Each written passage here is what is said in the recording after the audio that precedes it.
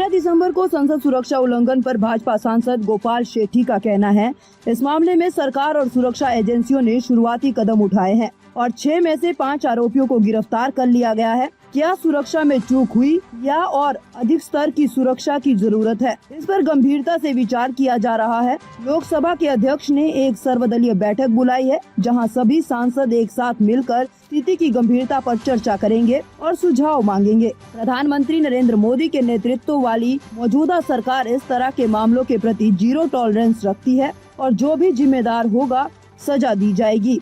हाल ही के चुनाव में अपनी हार को देखकर विपक्ष निश्चित रूप से इसे मुद्दा बनाएगा।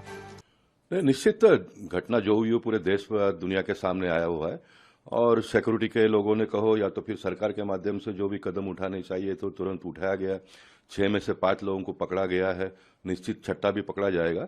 और मैं मानता हूं कि सिक्योरिटी के लैप्सेस है या तो फिर सिक्योरिटी के व्यवस्था में और कुछ बढ़ोतरी करने की आवश्यकता है। ये सारा विषय का गंभीरता से विचार विनिमय हो रहा है और मैं मानता हूं कि देश में ये संसद यानी देश का अस्मिता का सवाल है, इसको तो कोई ढिलाई बिल्कुल बरती नहीं जाएगी और जो कुछ भी आवश्यक है वो सारा सरकार के माध्यम से किया जाएगा। सर, कुछ जो मेंबर ऑफ पार्लियामेंट है वो कह रहे हैं कि एयरपोर्ट स्टाइल जो है सिक्योरिटी चेक होनी चाहिए पार्लियामेंट में भी, अगर इस तरह की ब्रीच हुई है तो आपका क्या मानना है इस बारे में? निश्चित, मैंने वही ना कहा कि जो वर्तमान व्यवस्था है उसमें क्या सिक्योरिटी लैप्स हुआ है, क्या उसका अगर जांच होता है तो उसमें जो भी दोषी होंगे उन पर कार्रवाई की जाएगी। लेकिन व्यवस्था ठीक ठाक है तो इस प्रकार का मॉडस ऑपरेंडी करने वाले लोगों को पकड़ने के लिए और व्यवस्था में क्या बढ़ोतरी करनी चाहिए उसके बारे में भी सोचा जाएगा। पार्लियामेंट में लोकसभा के अध्यक्ष ने सभी पार्टी के लोग नेताओं से अपील की है, सब लोग मिलकर बैठे बातचीत करेंगे, जो भी अच्छा सुझाव आएगा उसको स्वीकारा जाएगा। ये भी बहुत खुले मन से उन्होंने कहा है और तो निश्चित। और मैं तो ये भी कहूंगा कि इन दिनों में तो सब सोशल मीडिया इतना जोरों से चल रहा है, देश का कोई भी नागरिक के पास अगर कोई अच्छा आइडिया होगा, सुझाव होगा तो वो भी दे सकता है।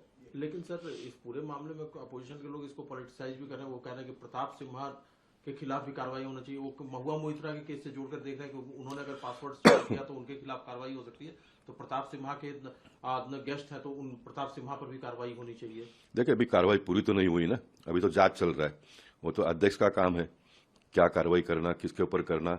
और मैं मानता हूँ कार्रवाई दोषियों पर किया जाएगा क्योंकि मोदी जी के राज में इस प्रकार के मुद्दों के बारे में तो जीरो टॉलरेंस की बात वो करते हैं, तो किसी भी प्रकार का ढिलाई बरती नहीं जाएगी।